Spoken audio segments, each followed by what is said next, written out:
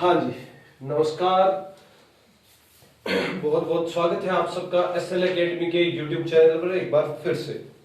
चलिए, तो आज हम काफी दिनों के इंतजार के बाद में वापस एक क्लास लेते हैं, और एक क्लास नहीं, अब से क्लास आपकी शेड्यूल से जैसे रोजाना आती है वैसे आएगी। अमित सर ने जो मुहिम शुरू की है हम उसके पीछे पीछे क्लासेस देनी शुरू कर देंगे, ठीक है। तो अब तक आपके साथ मेरे हिसाब से एक दो क्लास आती है, मैथ की क्लास लगती है। आज से आपकी एक और क्लास लगेगी, जिस क्लास का नाम है आपके राजस्थान लोक कला एवं संस्कृति। चलिए, सबसे पहले हम बात कर लेते हैं हम किस वैकेंसी की तैयारी कर रहे हैं। तो हम वैकेंसी की तैयारी कर रहे हैं 4th ग्रेड। अच्छा, अगर कुछ बच्चों के कंफ्यूजन है तो मैं ये कंफ्यूजन दूर कर दूं। सबसे पहले तो 4th ग्रेड होता क्या है। देखो बेटा, जो आपके 4th ग्रेड की वैकेंसी होती है, ये जो आप सोच रहे हो वो वैकेंसी नहीं। इतिहास के सबसे ज्यादा पद इस वैकेंसी में आए हैं, जिसका कुल वेटेज है वो है अपने 52,000 के लगभग, ठीक है। तो 52,000 पद इससे पहले किसी वैकेंसी में आए नहीं, और ना ही भविष्य में कभी आएंगे। तो इसकी तैयारी करो तो थोड़ा सीरियस होकर के करना, क्योंकि ये तैयारी जरा हार्ड तैयारी है। ये वो तैयारी नहीं है जिसके अंदर आप 6 घंटे या 7 घंटे तैयारी करके भी नंबर ला सकते हो, क्योंकि 52,000 में लगभग 13 से 14 लाख पद भरे जाएंगे। यानी मैं अगर एवरेज निकालूं तो 40-44 बच्चों में कोई एक बच्चा सिलेक्ट होगा। तो अपने ढंग से हिसाब से तैयारी करनी है। आज हम लोग राजस्थान लोक कला एवं संस्कृति आपका सब्जेक्ट शुरू करने जा रहे हैं, तो इस सब्जेक्ट के ऊपर थोड़ा सा ध्यान देना। जिस बच्चे की तैयारी बिल्कुल जीरो है तो हम लोग जीरो से ही शुरू करेंगे, और जीरो से शुरू करके आपको टॉप ऑफ द लेवल पहुंचा के छोड़ेंगे। साथ ही साथ जो बच्चे वाहन चालक की तैयारी करते हैं वो भी जरा इसको देख लें। जो बच्चे जेल प्रेरी की तैयारी करते हैं वो भी इसको देख लें। दोनों के लिए राजस्थान लोक कला एवं संस्कृति का सिलेबस लगभग क्या रहने वाला है, सेम रहने वाला है। सबसे पहले मैं जिस सिलेबस की बात कर रहा हूं वो सिलेबस आपके थोड़ा सा एनालिसिस के अंदर हम लोग लाएंगे। यानी पहला हम जो टॉपिक इसके अंदर क्लियर करेंगे, याद रखिए आपको जैसे स्कूल में आप पढ़ते थे कुछ बातें वैसे ही पढ़नी है, जैसे आपने स्कूल में पढ़ाई की होगी चैप्टर्स वाइज। हम भी इसको चैप्टर्स वाइज बांटेंगे। हम इस लोक कला एवं संस्कृति को लगभग 12 चैप्टर्स के अंदर बांटेंगे। कितने चैप्टर्स के अंदर बांटेंगे? 12 के अंदर। 12 चैप्टर के बाद में हम ये लोक कला एवं संस्कृति कंप्लीट कर देंगे, ठीक है। तो चलिए, मैं आज आपके पहले चैप्टर से शुरुआत करता हूं, राजस्थान लोक कला एवं संस्कृति की। राजस्थान लोक कला एवं संस्कृति का जो पहला चैप्टर है वहां से मैं इसकी शुरुआत कर रहा हूं, ठीक है। तो मैं यहाँ हेडिंग डाल देता हूं सबसे पहले चैप्टर की। तो मैं यहाँ लिख रहा हूं अध्याय संख्या 1। अध्याय संख्या 1, जिस अध्याय का नाम है आपके लोक नृत्य। जिस अध्याय का नाम क्या है? लोक नृत्य। बड़ा ही प्यारा सा चैप्टर है, बड़ा ही छोटा सा चैप्टर है, ज्यादा बड़ा चैप्टर नहीं है। लगभग 3-4 दिनों की क्लासों के अंदर हम इसे खत्म कर देंगे। हाँ, हालांकि ज्यादा टाइम ले लेता अगर मैं लेना चाहता हूं, पर हमें ज्यादा इसके अंदर डूबना नहीं है, क्योंकि 10 नंबर की ही आने वाली है, ज्यादा नंबर की है आपके राजस्थान लोक कला एवं संस्कृति नहीं आएगी, ठीक है। तो चलिए, हम ऊपर की बात करेंगे। आपने जैसे पशु परीक्षण वाला फॉर्म देखा, उसके अंदर भी क्वेश्चन ऊपर से आए थे, तो ऊपर की बात करेंगे। जहां मुझे लगेगा डीप में जाना चाहिए वहां मैं जरा डीप में बता दूंगा बातों को, ठीक है। तो चलो, बिना वक्त गवाए शुरू करते हैं। अपने पास सबसे पहला टॉपिक है लोक नृत्य। चलिए, सबसे पहली चीज जो हमें इसके अंदर पढ़नी है वो हमें ये पढ़नी है नृत्य क्या होते हैं। सबसे पहले तो बात यही है कि नृत्य होते क्या है। तो नृत्य के बारे में हम लोग समझते हैं। नृत्य क्या होते हैं? नृत्य से अर्थ है कि किसी भी अच्छी ध्वनि पर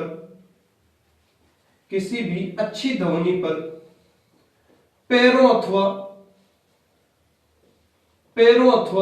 शरीर का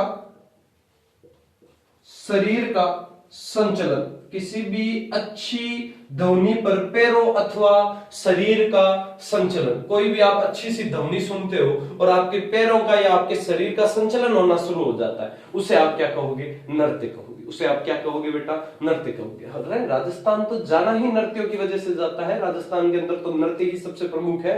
हम अभी नृत्यों के बारे में बात करेंगे, तो हम बात करेंगे कैसे कैसे नृत्य राजस्थान के अंदर किए जाते हैं।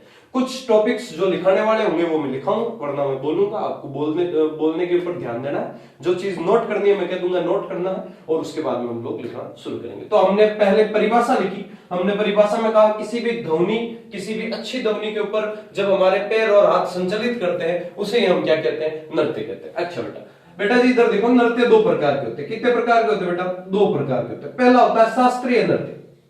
पहला कौन सा नृत्य होता है? शास्त्रीय नृत्य।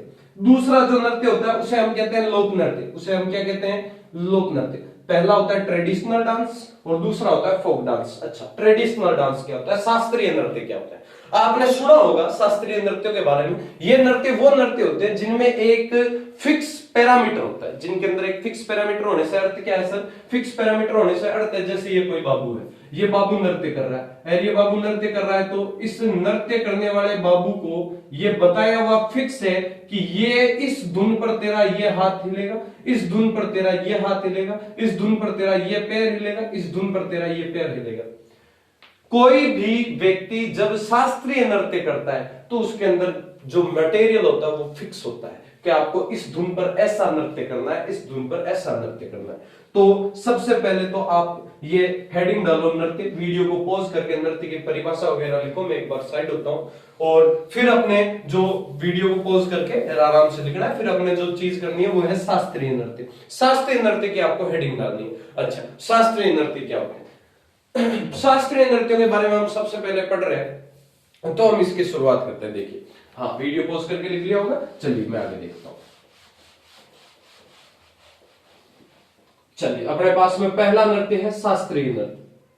कौन सा नृत्य अपने पास में पहला? शास्त्रीय नृत्य। शास्त्रीय नृत्य किसे कहते हैं? यह या इसमें नियम एवं, साथ साथ लिखते चलो भरे, नियम एवं व्याकरण होती है।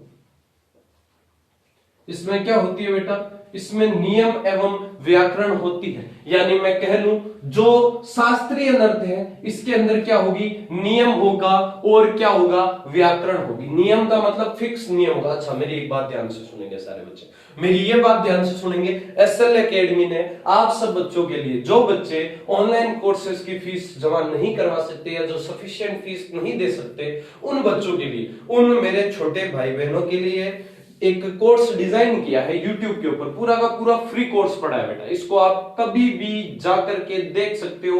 रिकॉर्डेड बेंच के अंदर भी रहेगा। कुछ दिनों बाद जब स्ट्रेंथ बढ़ेगी तब हम लाइव क्लास का भी सोचेंगे, किंतु अभी के लिए तो रिकॉर्डेड बेंच रहेगा। रिकॉर्डेड बेंच को आप जाकर के देख सकते हो। मैं कहूं केवल देखना नहीं है भाई, मैं कहूं केवल देखना नहीं है। इस लेक्चर को अपने महीन जो दिमाग होता है, अंदर का दिमाग होता है, उसके अंदर बिठा लेना है, क्योंकि इस लेक्चर से बाहर मेरे भाई, इस लेक्चर से बाहर कोई पर्सन जाने वाला नहीं है। मैं स्टैंप के ऊपर लिख के देता हूं, मैं फिर आपसे कहता हूं, इस लेक्चर से बाहर क्वेश्चन नहीं जाएगा। इस लेक्चर से बाहर क्वेश्चन नहीं जाएगा। कम से कम राजस्थान लोक कला एवं संस्कृति में तो जाएगा ही नहीं। इधर देखिए, इसमें नियम एवं व्याकरण फिक्स होती है या निर्धारित होती है, और नियम एवं व्याकरण होती है, तथा यह 8 नृत्य है। ये कितने नृत्य हैं?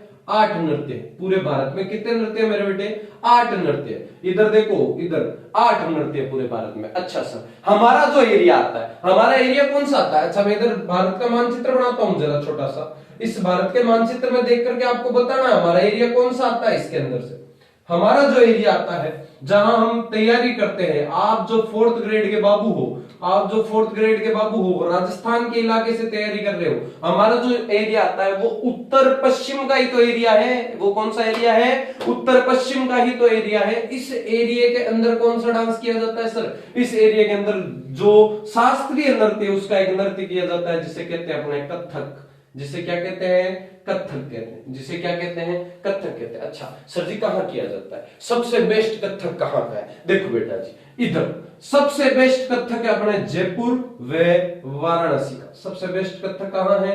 जयपुर व वाराणसी का। सबसे बेस्ट कथक कहां का है? जयपुर व वाराणसी का। अरे आई रे बात समझ में? चलो समझ में आइए तो हम आगे बढ़ते हैं। इधर देखिए जरा, जो भाई जो बच्चे ये है ना कि भाई हमने बहुत तैयारियां कर ली है और तैयारियों के बाद भी हमारा नंबर कहीं नहीं आया और अब हमारी पैसे लगाने की क्षमता नहीं है, तो आप घर बैठ करके कम से कम ये लेक्चर देखो तो सर। सारी चीजें तो लिखी हुई मिलेगी आपको, केवल लेक्चर को देखना है, ढंग से इस लेक्चर को क्या करना है? पढ़ना है। तो अपने इस एरिया में आते हैं। इस एरिया में एक शास्त्रीय नृत्य किया जाता है जिसका नाम है कथक। कथक जयपुर तथा वाराणसी के इलाकों में सबसे प्रसिद्ध किया जाता है। सबसे प्रसिद्ध कहां किया जाता है? जयपुर तथा वाराणसी के इलाकों में। दूसरी हेडिंग डालो, लोक नृत्य। अच्छा, अब ये लोक नृत्य क्या है सर जी? आप कभी मेले में गए, आप कभी विवाह में गए, ब्याह में गए तो आपने देखा होगा वहां डीजे वाला आता है। डीजे वाले बाबू मेरा गाना चला दो। तो डीजे वाले जब गाना चलाते हैं तो जब गाना चलाया जाता है तो कोई हाथ पटकता है, कोई पैर पटकता है, कोई पड़ोसी में जाता है, कोई अड़ोसी में जाता है,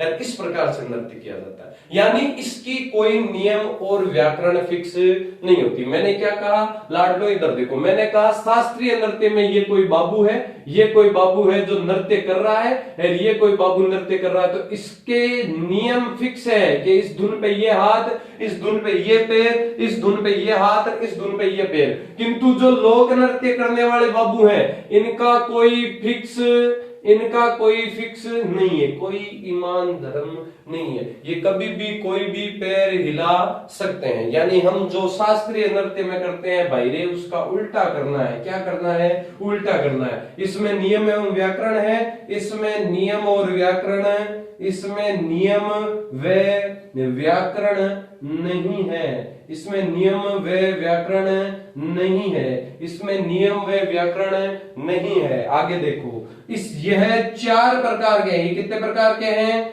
4 प्रकार के हैं। कितने प्रकार के हैं बेटा जी? 4 प्रकार के हैं। अच्छा सर जी, कौन कौन से प्रकार हैं? 4 प्रकार है सर इसके। पहला प्रकार है व्यवसायिक नृत्य। पहला प्रकार क्या है? व्यवसायिक नृत्य। अच्छा, दूसरा प्रकार क्या है? दूसरा प्रकार है क्षेत्र विशेष के नृत्य। दूसरा प्रकार क्या है? क्षेत्र विशेष के नृत्य। तीसरा प्रकार क्या है? तो तीसरा प्रकार इधर देखो, इधर बोर्ड के ऊपर, पहला प्रकार है व्यवसायिक, दूसरा प्रकार है क्षेत्र विशेष के, तीसरा प्रकार है जाति व जनजाति, एंड चौथा जो प्रकार है बेटा वो है धार्मिक तथा सामाजिक। चौथा प्रकार क्या है? धार्मिक व सामाजिक। धार्मिक व सामाजिक। ये प्रकार आपको याद रहेंगे जी? पक्का रहेंगे। क्या रहेंगे? याद रहेंगे। अच्छा, लोक नृत्य अपने कितने प्रकार के थे? मैं कहूं लोक नृत्य अपने कितने प्रकार के थे? तो लोक नृत्य अपने 4 प्रकार के थे। पहला व्यवसायिक, दूसरा क्षेत्र विशेष, तीसरा जाति जनजाति, चौथा धार्मिक व सामाजिक लोक नृत्य। क्या इतनी सी बात याद रहेगी? याद रहेगी। 4 तो नाम याद रखने हैं भाई, और कोई नाम याद नहीं रखना है। अच्छा, मैंने जहां शुरुआत की क्या वहीं लाकर पटक दिया? मैंने लोक नृत्य बताने का कहा था, क्या परिभाषा हमने लोक नृत्य की पढ़ ली? सर जी बिल्कुल पढ़ ली। क्या पढ़ ली? जिसमें नियम व व्याकरण नहीं होते हैं, जिसमें नियम व व्याकरण नहीं होते हैं। या ये कितने प्रकार के होते हैं जी? 4 प्रकार के होते हैं। व्यवसायिक, क्षेत्र विशेष, जाति जनजाति, धार्मिक व सामाजिक। नोट डाउन करो भाई फटाफट, इसको स्क्रीनशॉट ले लो। चलो अगला नृत्य पढ़ने, या अगली चीज हम लोग पढ़ने चलते हैं। चलूं? शुरू कर दूं? चलिए शुरू करते हैं, क्योंकि आप एक मंजिल अपनी सफलता की तरफ बढ़ते जा रहे हो। आपके ही जैसे कोई बच्चे होंगे, आपके ही जैसे कोई भाई बहन होंगे जिन्होंने अभी तक पढ़ना शुरू नहीं किया था, किंतु आज वो पढ़ना शुरू कर दिया है, या आज उन्होंने पढ़ना शुरू कर दिया है। आप सपोज करो 13 लाख फॉर्म भरे गए, उसमें से हो सकता है 2 लाख बच्चों ने पढ़ना शुरू कर दिया हो। आप 2 लाख एक पहला बच्चा हो, अब आपके पीछे हैं सारे, तो आपको क्लास से शेड्यूल से याद करते हुए चलना है। कोर्स फटाफट कराएंगे, कोर्स में कोई दिक्कत है नहीं। चलिए फिर शुरू करते हैं। आज हमने लोक नृत्य के बारे में क्या पढ़ा? हमने पहले पढ़ा शास्त्रीय नृत्य क्या है, फिर हमने पढ़ा लोक नृत्य क्या है। शास्त्रीय नृत्य क्या होता है? जिसमें नियम व व्याकरण होती है। ये 8 प्रकार के होते हैं। पहला शास्त्रीय नृत्य जो उत्तर भारत में किया जाता है, एकमात्र शास्त्रीय नृत्य कथक। कहाँ किया जाता है? जयपुर तथा वाराणसी में किया जाता है। ठीक है, फिर हमने पढ़ा लोक नृत्य क्या होता है। लोक नृत्य में हमने पढ़ा कि लोक नृत्य किसे कहते हैं? लोक नृत्य वह जिसमें नियम व व्याकरण नहीं होते। ये कितने प्रकार के होते हैं? 4 प्रकार के। व्यवसायिक, जाति जनजाति, क्षेत्र विशेष के नृत्य, और अन्य यानी हमने पढ़े सामाजिक व धार्मिक नृत्य। ठीक है, अब हम लोग पहले नृत्य से शुरुआत करें। पहले नृत्य से हेडिंग डालो व्यवसायिक नृत्य। कौन सा नृत्य है बेटा जी? व्यवसायिक नृत्य। कौन सा नृत्य है बेटा? व्यवसायिक नृत्य। अच्छा जी, व्यवसायिक नृत्य आप सबने पढ़ना शुरू करना है ना। व्यवसायिक नृत्य क्या होता है सर? व्यवसायिक नृत्य तो कई प्रकार के हो सकते हैं। व्यवसायिक नृत्य होता क्या? पहले परिभाषा पढ़ो। वह नृत्य क्या बेटा? वह नृत्य जो पैसे कमाने के लिए किया जाता है, जो पैसे कमाने के लिए किया जाता है। मेरे मूर्खों, आप भी तो ये नृत्य कर रहे हो, इसका मतलब आप भी तो पैसे कमाने के लिए नाच रहे हो ना, सरकार की दी हुई किताबों के सामने, कि भाई साहब आपको अगर पैसे कमाने हैं तो आपको इस किताब के सामने नाचना पड़ेगा। वो किताब कहती है चल बसंती नाच के दिखा, है आप कहते हो बसंती कुत्तों के सामने नहीं नाचेगी। फिर भी आपको नाचना पड़ता है, क्योंकि आपको 4th ग्रेड दिख रहा है, उसकी सैलरी दिख रही है। आपको पता है सरकारी नौकरी चाहिए तो चाहिए, 7 फेरे तभी तो होंगे जब सरकारी नौकरी लगोगे, वरना 7 फेरे कौन से होंगे? हालांकि वो कॉन्सेप्ट दूसरा है, बिन फेरे हम तेरे, पर वो ज्यादा दिन टिकता नहीं है। आपके बिन फेरे हम तेरे वाला कॉन्सेप्ट बहुत जल्द खत्म हो जाता है। आप सोचते हो महीने भर तो चलेगा, महीने भर बाद रिचार्ज खत्म हो जाता है, तो बाबू सोना भी क्या हो जाता है, खत्म हो जाता है। चलिए तो देखिए, पर हमें तो करना पड़ेगा, तो हमें करना पड़ेगा, तो हमें भी ये नृत्य करना पड़ेगा। किसके सामने? हमें भी पैसे कमाने हैं, तो उस किताब, 4th ग्रेड की किताब के सामने आपको ये नृत्य करना पड़ेगा। कौन सा नृत्य? व्यवसायिक नृत्य। आप उसके सामने नृत्य करो, रात दिन नृत्य करो, और वो आपको बदले में क्या देगी? पैसे देगी। चलिए, वह नृत्य जो पैसे कमाने के लिए किए जाते हैं वे व्यवसायिक नृत्य कहलाते हैं, यानी केवल किसके लिए किए जाएंगे? पैसे कमाने के लिए किए जाएंगे। अच्छा, ये कितने प्रकार के नृत्य होते हैं सर जी? ये बहुत सारे प्रकार के नृत्य होंगे। अच्छा, हम पढ़ेंगे कैसे सर? हम कोई ट्रिक से पढ़ेंगे। किससे पढ़ेंगे? ट्रिक से पढ़ेंगे। अच्छा सर, ये ट्रिक क्या है? ट्रिक कुछ ऐसी है बेटा, ट्रिक में हम इसमें सीखेंगे कब तक एलडीसी। जो बच्चे एलडीसी की तैयारी कर रहे हैं बुरा मत मानना। कोई एक प्रेमिका होती है, अपने प्रेमी से पूछती है कि आप कब तक एलडीसी की तैयारी करोगे? आप कब तक एलडीसी की तैयारी करोगे? तो कब, के बी वो व्हाट्सएप वाली इंग्लिश समझ में आती है ना, कब तक एलडीसी, कब तक एलडीसी की तैयारी करोगे भाई जी? अब तो आपके सामने कालबेलिया है, अब तो आपके सामने क्या है, क्योंकि 52,000 की भर्ती है ना, कालबेलिया है, तो आप कालबेलिया को देखो और पकड़ो बाईपास। क्या पकड़ो? बाईपास। और बाईपास पकड़ते ही आप क्या बन जाओगे? कबूतर। क्या बन जाओगे? कबूतर। कैसे सर? आप एलडीसी की तैयारी मत करो, आपके सामने एक बाईपास आ रखा है कालबेलिया जैसा, उस बाईपास को पकड़ो, फिर बाईपास को पकड़ते ही आपके कबूतर बन जाएंगे। क्या बन जाएंगे? कबूतर। धोले रंग के कबूतर हो जाओगे फिर, क्योंकि आप फिर सरकारी नौकरी में आ जाओगे। इधर देखो, कब तक एलडीसी। कब तक एलडीसी में क्या पढ़ेंगे भाई साहब हम? तो कल कब तक एलडीसी में पढ़ेंगे, कैसे पढ़ेंगे हम? कच्ची घोड़ी। क्या पढ़ेंगे बेटा? कच्ची घोड़ी। बी से हम पढ़ेंगे भवाई। बी से हम क्या पढ़ेंगे? भवाई। टी से हम पढ़ेंगे तहरे ताली। क्या पढ़ेंगे बेटा हम? तहरे ताली। कैसे हम पढ़ेंगे? कठपुतली। क्या पढ़ेंगे? कठपुतली। एल से हम पढ़ेंगे लाठी। क्या पढ़ेंगे बेटा जी? लाठी। डी से हम पढ़ेंगे धाकड़। क्या पढ़ेंगे? धाकड़। सी से हम पढ़ेंगे चक्री। क्या पढ़ेंगे? चक्री। इस चक्री नृत्य को ही कहा जाता है फुंदी। क्या कहा जाता है? फुंदी। चक्री नृत्य का अन्य नाम क्या है? फुंदी नृत्य। कालबेलिया का कालबेलिया, कालबेलिया नृत्य का क्या रहेगा? कालबेलिया ही रहेगा। बाईपास, बा ई पा स, इन चारों का देखना है साथ में हमें। तो बा से होता है बागड़िया। क्या होता है? बागड़िया। ई से होता है इडोनी। क्या होता है? इडोनी। और पा से होता है पनिहारी। क्या होता है? पनिहारी। स से होता है सकरिया। क्या होता है? सकरिया। और कबूतरी से होता है कबूतरी। कबूतरी से क्या होता है? कबूतरी। ये कबूतर नहीं हो, कबूतर को मैंने बोलने के लिए बताया, आपको याद क्या रखना है? कबूतरी याद रखना है। तो हमारे पास में एक ट्रिक है, कब तक एलडीसी, कालबेलिया, बाईपास, कबूतरी, ये वाली ट्रिक है हमारे सामने। इस ट्रिक से हमें याद रखते हुए चलना है। यहां तक की बात होगी क्लियर? या तो आप ले लो स्क्रीनशॉट, या ले लो आप नोट कर लो वीडियो को पॉज करके। चलिए आगे देखते हैं हम लोग, है ना थोड़ा। तो हम लोगों के सामने जो व्यवसायिक नृत्य ये कंप्लीट आ चुके हैं, इतने व्यवसायिक नृत्य, इससे आगे व्यवसायिक नृत्य नहीं है। तो हम सबसे पहले इन व्यवसायिक नृत्यों की चर्चा करते हुए चलेंगे। तो चलिए पहले नृत्य की चर्चा करते हैं, साइड में ही कर देते हैं, कच्ची घोड़ी नृत्य की। किस नृत्य की चर्चा करेंगे सबसे पहले? कच्ची घोड़ी नृत्य। अच्छा, ये कच्ची घोड़ी नृत्य क्या है सर? ये क्या बात हुई कच्ची घोड़ी नृत्य?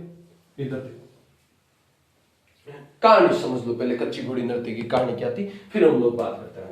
एक कोई अपने राजस्थान के कोई 7-8 लोग थे। राजस्थान के 7-8 लोग थे, तो उनके क्या ना, एक दिन कोई प्रोग्राम बन गया। ऐसे ही बन जाता है प्रोग्राम राजस्थान के लोगों का, तो उनका भी प्रोग्राम बन गया। उन्होंने कहा यार हमें ना अब, क्योंकि आजकल देखो, आजकल किसकी इज्जत ज्यादा होती है समाज में? जिसके पास फॉर्च्यूनर होती है कि नहीं होती है। तो उन्होंने भी सोचा क्यों ना हमारे पास में भी फॉर्च्यूनर हो। पर पुराने जमाने की बात है, तो उस जमाने में फॉर्च्यूनर कहा जाता था घोड़े या घोड़ी को। ठीक, घोड़े या घोड़ी को क्या कहा जाता था? फॉर्च्यूनर कहा जाता था। तो उन्होंने कहा हमारे पास में भी फॉर्च्यूनर हो, तो फॉर्च्यूनर लेने के लिए वो सब गए महाराष्ट्र। कहां गए बेटा? महाराष्ट्र। महाराष्ट्र में जैसे ही वो फॉर्च्यूनर देख रहे थे, तो उन्होंने कोई 7-8 लोग गए थे, तो 7-8 घोड़ियां खरीद ली। घोड़ियां खरीद करके वापस वो राजस्थान आ रहे थे। जब राजस्थान आ रहे थे, तो बॉर्डर के पास में उनको रोक लिया गया। रोक करके वहां के कोई राजा वाजा था, तो उसने कहा भाई कहां से लेके आए हो घोड़ियां? तो उन व्यक्तियों ने कहा भाई आपके राजा, आप ही के राष्ट्र से, महाराष्ट्र से ली गई घोड़ियां हैं, हम कहां जा रहे हैं? राजस्थान जा रहे हैं। तो राजा ने वो सारी घोड़ियां वहां पर रखवा ली। कोई सेठ था, बेसिकली राजा नहीं कह सकते, क्योंकि वो उस पर्टिकुलर एरिया का था, तो मैं सेठ कह देता हूं। तो सेठ ने वो सारी घोड़ियां रखवा ली, उन सातों को बॉर्डर पार करवाने के लिए, 8 को बॉर्डर पार करवाने के लिए भेज दिया। आप सोचिए जरा, राजस्थानियों का मान कब रहेगा? जब वो घोड़ियां छोड़ के जाएंगे तब रहेगा, या घोड़ियां साथ में लेके आएंगे तब रहेगा? ऑब्वियसली बात है, साथ में लेके आएंगे तब रहेगा। आप सभी कह दिया जाए कि आपको आपके पिताजी कार की चाबी पकड़ा है, हालांकि पकड़ाते नहीं है क्योंकि मूर्ख लोगों को कोई काम दिया नहीं जाता है। तो अगर आपके पिताजी आपको गाड़ी की चाबी पकड़ा है, फिर आपसे कहेंगे जा गाड़ी को घुमा ला थोड़ी देर, आप घुमा कर वापस लो, रास्ते में कोई आपसे गाड़ी छीन ले, तो आप रोते रोते आओगे, पापा पापा मेरी गाड़ी छीन ली, या ये करके आओगे सामने वाले को थप्पड़ मार करके गाड़ी लेके आओगे, तो थप्पड़ मार के गाड़ी लेके आनी पड़ेगी। उन लोगों ने भी उनसे लड़ाई करी, और जो महाराष्ट्र का वो शेर था उससे लड़ाई लड़ी, तो उस लड़ाई के अंदर 8 लोगों ने लड़ाई लड़ी कई सारे सैनिकों से, तो एक व्यक्ति उसके अंदर मृत्यु को प्राप्त हो, बलिदान दे दिया उसने अपना, किंतु 7 व्यक्ति जीवित बच गए। और वो 7 व्यक्ति 8 घोड़ियों और एक मृत व्यक्ति को लेकर के राजस्थान के अंदर आए। जब वो राजस्थान के अंदर आए तो सबने उनको देखा, और देखने के बाद सबकी आंखें गदगद हो गई कि क्या बात है, कितने शूरवीर व्यक्ति हैं, अपनी धरा अपनी धरती का धन व्यर्थ नहीं जाने दिया। किसी ना किसी वजह से, या तो युद्ध लड़ करके या अपने प्राणों का बलिदान दे करके इन्होंने किसी चीज को बचाया है, वही धन आज घोड़ी कहलाता है। तो उसी को हम कच्ची घोड़ी के नृत्य के नाम से जानते हैं। जरा देख लेते हैं ये नृत्य कहां किया जाता है। ये किया जाता है पर्वतसर, डीडवाना, कुचामन, शेखावटी। ये कुछ इलाके ऐसे हैं जहां कौन सा नृत्य किया जाता है बेटा जी? आपके कच्ची घोड़ी नृत्य। तो पहली लाइन में ये लिखो नोट डाल के या एरो डाल के, जैसे मैंने एरो डाल रखा है ऐसे एरो डाल के पहली लाइन लिखो। यह नृत्य पर्वतसर, यह नृत्य पर्वतसर, डीडवाना, कुचामन, शेखावटी। पर्वतसर, डीडवाना, कुचामन, शेखावटी में किया जाता है। यह नृत्य पर्वतसर, डीडवाना, कुचामन, शेखावटी में किया जाता है। अच्छा, ये आपके राजस्थान लोक कला एवं संस्कृति बेटा 10 नंबरों की आएगी। स्किप तो बिल्कुल करने की सोचना ही नहीं है, मैं कह रहा हूं स्किप नहीं करना है, इसका मतलब नहीं करना। आज इसे कोई रजिस्टर ले आना, अच्छे से तैयारी करनी शुरू करनी, स्किप नहीं करना इस चीज को, है ना। दूसरी लाइन में लिखो, यह पुरुष प्रधान नृत्य है। ये कैसा नृत्य है? यह पुरुष प्रधान नृत्य है। ये कैसा नृत्य है? यह पुरुष प्रधान नृत्य है। अगर आप लाइन भूल जाओ तो मैं एक एक टॉपिक तो यहां पे लिखता जाऊंगा। यह पुरुष प्रधान नृत्य है। कैसा नृत्य है? पुरुष प्रधान नृत्य है। यह वीर रस प्रधान नृत्य है। वीर रस प्रधान नृत्य है। अच्छा, इसमें वीर रस प्रधान नृत्य अर्थात ढोल और नगाड़े ऐसे बजते हैं कि अंदर से गदगद की भावना आती है। जैसे आपका कभी तैयारी करने का मन नहीं करे, कोई दिन आप ऐसे हो जाएगा आज तो मूड बड़ा सैड हो रखा है, फिर आपने कानों में डाले ईयरफोन, कोई मोटिवेशनल गाना सुन लिया, आपके ऐसे रगों में खून सा दौड़ गया भाई साहब, वही होता है वीररस प्रधान। वो क्या होता है? वीररस प्रधान अर्थात ऐसे गीत या ऐसे नृत्य जिनको देखने के बाद में आप ऐसे गदगद हो जाओ कि वास्तव में नृत्य है तो यही है, या गीत है तो यही है, उसको 10-10 बार देखो, 10-10 बार सुनो, वही वीररस प्रधान होते हैं, है ना। हाँ, ये बात सुन लेना, ऐसा नहीं है लड़के आज घर जाते हैं क्या, हाँ नहीं सर वो अभी अभी नई वायरल वीडियो हुई है, वो कोई गाने के ऊपर, इसके अजय देवगन की फिल्म का गाना है, तो कमेंट में बताना कौन सा गाना है, उस गाने के ऊपर भी तो सर कुछ ना कुछ फीलिंग्स जागते, तो वो वीर रस प्रधान नहीं है बेटा रे, वो वीर रस प्रधान है नहीं, वो हम आगे पढ़ेंगे कोई नृत्य के अंदर, उसे मीठी खुजली कहा जाता है। आगे देखो, यह है वीर रस प्रधान नृत्य है, तथा इस नृत्य के अंदर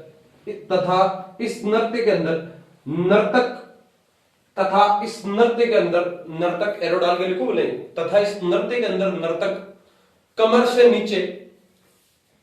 से नीचे कपड़े एवं लकड़ी की घोड़ी बांध करके नृत्य करता है। कपड़े एवं लकड़ी की घोड़ी बांध करके नृत्य करता है। कपड़े एवं लकड़ी की घोड़ी बांध करके क्या करता है? नृत्य करता है।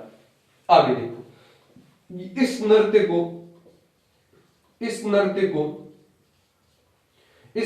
को पुरुष प्रधान तथा वीर रस प्रधान कहते हैं। यानी वही सेम लाइन सेम बात होगी कि भाई इसको ही पुरुष प्रधान, इसको ही वीर रस प्रधान कहा जाता है। आगे लिखो, इस नृत्य में गीत गाए जाते हैं। इस नृत्य में गीत गाए जाते हैं। अच्छा, मैं गीतों के नाम ऊपर लिख रहा हूं ना। पहला गीत गाया जाता है बींद, दूसरा गाया जाता है रसाला, तीसरा गाया जाता है लस्कारिया, चौथा गाया जाता है रमगारिया,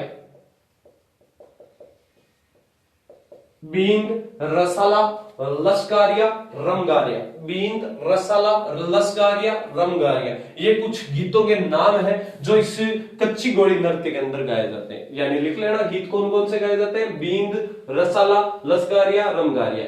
इस नृत्य में बींद, रसाला, लश्कारिया, रमगारिया गीत गाए जाते हैं। अगला लिखो, इस नृत्य में एक बार के लिए मैं इस तरफ बड़ा साफ कर रहा हूं ना,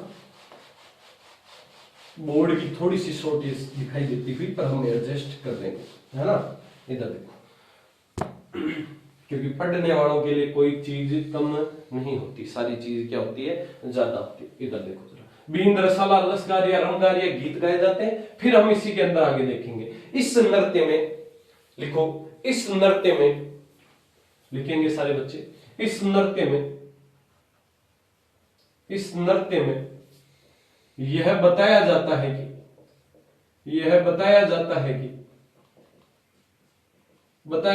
कि किस प्रकार राजस्थानियों की मराठाओं पर विजय हुई। इस नृत्य में यह पढ़ाया जाता है कि किस प्रकार राजस्थानियों की मराठाओं पर विजय हुई, तथा इसी नृत्य में ढोल, आगे लाइन में लिखना है, तथा इसी नृत्य में ढोल, नगाड़ा व बांकिया प्रयोग में लिया जाता है। तथा इसी नृत्य में ढोल, नगाड़ा व बांकिया प्रयोग में लिया जाता है। तथा इसी नृत्य में ढोल, नगाड़ा तथा बांकिया प्रयोग में लिया जाता है। तथा इसी नृत्य में ढोल, नगाड़ा तथा बांकिया प्रयोग में लिया जाता है। क्या हम सबने लिख ली ये बात? चलिए सर लिख ली है। आगे देखिए, तो ये वाली लिख ली। तो अब हमें लिखना है प्रमुख कलाकार। अब इस नृत्य के प्रमुख कलाकार कौन थे बेटा? तो प्रमुख कलाकार थे अपने, पहला कलाकार या दूसरा कलाकार, दो ही प्रमुख कलाकार थे। पहला था छबरलाल गहलोत और दूसरे हैं अपने गोविंद पारिक। दूसरे कौन है बेटा? गोविंद पारिक।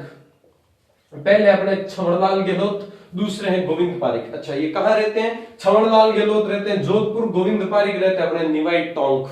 छबरलाल गहलोत कहां रहते हैं? जोधपुर में। गोविंद पारिक कहां रहते हैं? निवाई टोंक में। पूछ लेते कभी कभी कि भाई कच्ची घोड़ी नृत्य के प्रमुख कलाकारों के नाम बताइए, या कच्ची घोड़ी नृत्य करने वाले छबरलाल गहलोत प्रमुख रूप से कहां के निवासी है बताइए। तो वहां ऑप्शन में दिया हुआ रहेगा, आपको आंसर कर देना। छबरलाल गहलोत जोधपुर है और गोविंद पारिक निवाई टोंक है। ये आपके कौन सा नृत्य हो गया बेटा? ये आपके हो गया नृत्य कच्ची घोड़ी नृत्य। दूसरा नृत्य याद करो, हमने जब टेबल बनाई तब हमने कहा कब, तो कैसे, तो कच्ची घोड़ी हो गया, बी से क्या होता है? भवाई। किंतु हम पहले भवाई नहीं पढ़ेंगे, हम पहले पढ़ेंगे तेहरे ताली। हम पहले क्या पढ़ेंगे? तेहरे ताली। कारण है क्योंकि तेहरे ताली इजी है, भवाई थोड़ा सा हार्ड नृत्य पड़ता है, याद करने में मुश्किल रहती है। ठीक है, तो हम वैसे शुरू करते हैं। तो दूसरा नृत्य हमारे पास में, उस नृत्य का नाम क्या है? तेहरे ताली। तेहरे ताली। अच्छा, ये तेहरे ताली नृत्य क्या है सर? तेहरे ताली नृत्य सबसे पहले तो किया कहा जाता है। कहां किया जाता है? तो इधर देखो बेटा, यह किया जाता है पादरला गांव, पाली। पादरला गांव कहां पड़ता है? पाली। यहां पर किया जाता था। यहां पर ये इस नृत्य की शुरुआत पूछे कि तेहरे ताली नृत्य की शुरुआत निम्न में से किस जगह हुई? पादरला गांव, पाली में हुई। अगर यह पूछे यह नृत्य प्रसिद्ध कहां का है, तो यह नृत्य रामदेवरा पोखरण पड़ता है ना, रामदेवरा जैसलमेर, जो कहां पड़ती है स्थान? जैसलमेर का प्रसिद्ध है। रामदेवरा पोखरण जैसलमेर का एक प्रसिद्ध तेहरे ताली नृत्य है, उस नृत्य को किया जाता है। आई बात समझ में? चलिए, अब ये तेहरे ताली नृत्य क्या है सर? इसे करता कौन है? तो आपको लिखना है कामड़ जाति की महिलाएं। कौन करता है? कामड़ जाति की महिलाएं करती है। अच्छा, कामड़ जाति की महिलाएं करती है, इसका मतलब ये नृत्य कैसा हो गया? महिला प्रधान हो गया। कैसा हो गया? महिला प्रधान हो गया। तो अगली लाइन लिख लेना, ये महिला प्रधान नृत्य है। अगर याद रहे तो कोई दिक्कत नहीं, वरना लिख लेना ये महिला प्रधान नृत्य। उससे अगली लाइन में आपको लिखना है, कि यह बैठ कर किया जाता है। ये कैसे किया जाता है? बैठ कर किया जाता है। ये कैसे किया जाता है? बैठ कर किया जाता है। तथा इसमें 13 मंजीरे बांधे जाते हैं। कितने मंजीरे बांधे जाते हैं भाई? 13 मंजीरे बांधे जाते हैं। 13 मंजीरे, मंजीरे जानते हो जो मंदिर के अंदर डोगरियां बैठती है ना उसको बजाने के लिए, उसको कहते हैं मंजीरे। 13 मंजीरे बांधे जाते हैं और 13 मंजीरों में से 9 मंजीरे तो बांधे जाते हैं दाएं पैर में। कितने मंजीरे? 9 मंजीरे। कितने मंजीरे? 9 मंजीरे दाएं पैर में बांधे जाते हैं। 2 मंजीरे कंधे या कोहनी पर बांधे जाते हैं। कहां बांधे जाते हैं बेटा? 2 मंजीरे कंधे या कोहनी पर। 9 मंजीरे दाएं पैर में, 2 मंजीरे कंधे या कोहनी पर, और 2 मंजीरे बांधे जाते हैं हथेली में यानी हाथ में। 2 मंजीरे कहां बांधे जाते हैं? हाथ में बांधे जाते हैं।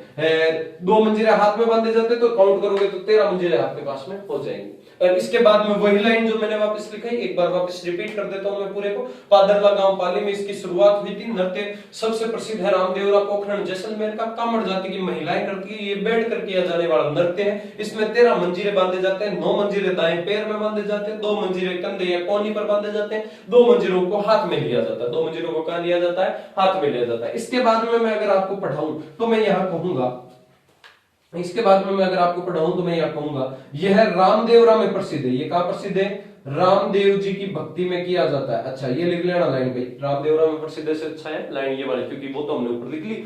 तो यह रामदेव जी की भक्ति में किया जाने वाला नृत्य है।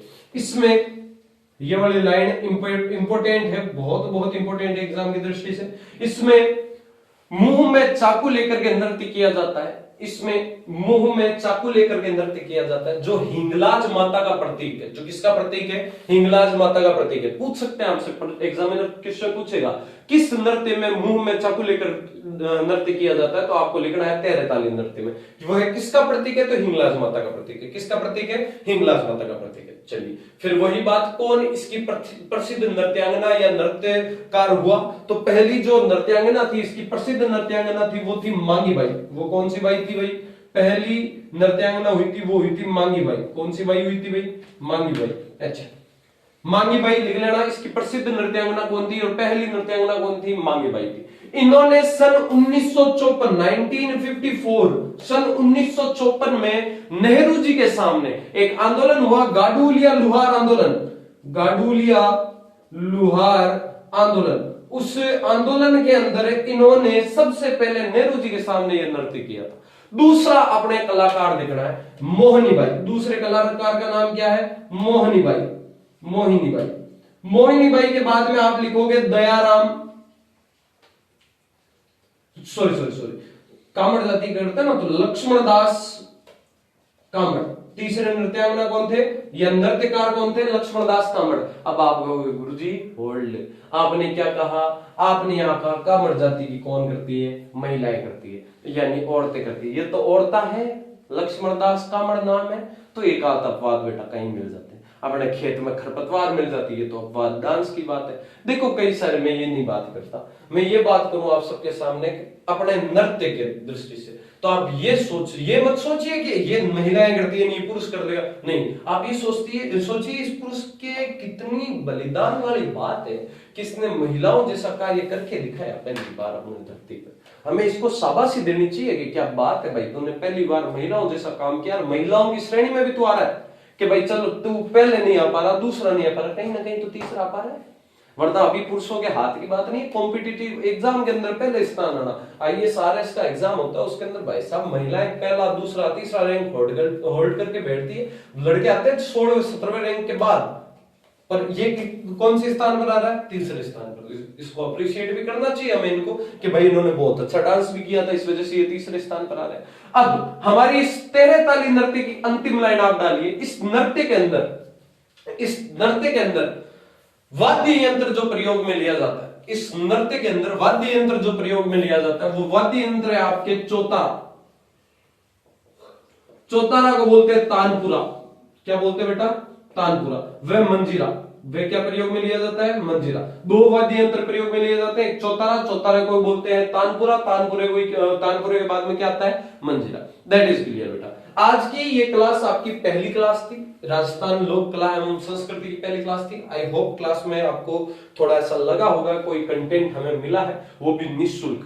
बेटा आप पैसे देकर के कोर्स खरीदोगे, आपको बड़े बड़े डिजिटल बोर्ड दिखाए जाएंगे, आपको अच्छा अच्छा परिवेश दिखाया जाएगा, किंतु कंटेंट वैसा नहीं मिलेगा, किंतु कंटेंट वैसा नहीं मिलेगा। आपको पैसे देकर ही अगर बेकार चीज खरीदनी है तो निःशुल्कता का प्रयोग कीजिए। तो किसका प्रयोग कीजिए? निःशुल्कता का प्रयोग कीजिए। आप पैसे दे करके आप डिजिटल बोर्ड पर पढ़ पाओगे? अच्छा नहीं पढ़ पाओगे। वो फिक्स मटेरियल देंगे, उनमें से क्वेश्चन आए चाहे नहीं आए, उनको कोई मतलब नहीं, आप क्लास देखो चाहे नहीं देखो। अपनी क्लास जानदार शानदार क्लास है, आपको इसको जितना ज्यादा हो सके अपने मित्र मंडली में शेयर करना है, जितना ज्यादा हो सके अपने कॉम्पिटिटिव एग्जाम या हारे हुए भाइयों को भेजना है कि भाई तू ये देख, इस बार तेरा नंबर चतुर्थ श्रेणी में पक्का पक्का पक्का आ जाएगा, यार आना ही चाहिए। क्यों नहीं आता नंबर? नंबर आता है, बस मेहनत करने वालों की मेहनत, लगन और हिम्मत जवाब नहीं देनी चाहिए। तो आज हम 13 ताली नृत्य के ऊपर स्टॉप कर रहे हैं। लास्ट लाइन हमने जो लिखी है उसके बारे में थोड़ा आप ध्यान रखेंगे। कल से हम थोड़ी बड़ी क्लास, थोड़ी एक्सटेंड क्लास लिखना शुरू करेंगे और कल से आपकी जो क्लास होगी उसका नाम भी हम लोग क्लास वाइज या टॉपिक वाइज डालना शुरू कर देंगे। तो कल आपकी क्लास है वो है आपके भवाई नृत्य की क्लास, ठीक है। भवाई नृत्य के आगे आगे जितने भी नृत्य होंगे कल की क्लास में हम करना शुरू कर देंगे, ठीक है। कोशिश यही रहेगी 1-2 दिनों में नृत्यों का टॉपिक खत्म हो जाए, जिस हिसाब से क्लास चलती है उस हिसाब से देखते हैं। चलिए, once of all, thank you all of you class join करने के लिए और बहुत बहुत शुक्रिया। और मिलते हैं कल ऐसी ही एक कोई तगड़ी सी क्लास के अंदर जिसमें आपको लगे कि आपका भविष्य सिक्योर रह सकता है। जुड़ना है, जितना ज्यादा हो सके जुड़ना है, शेयर करना है, कमेंट करना है, लाइक करना है, सब्सक्राइब करना है। धन्यवाद, थैंक यू।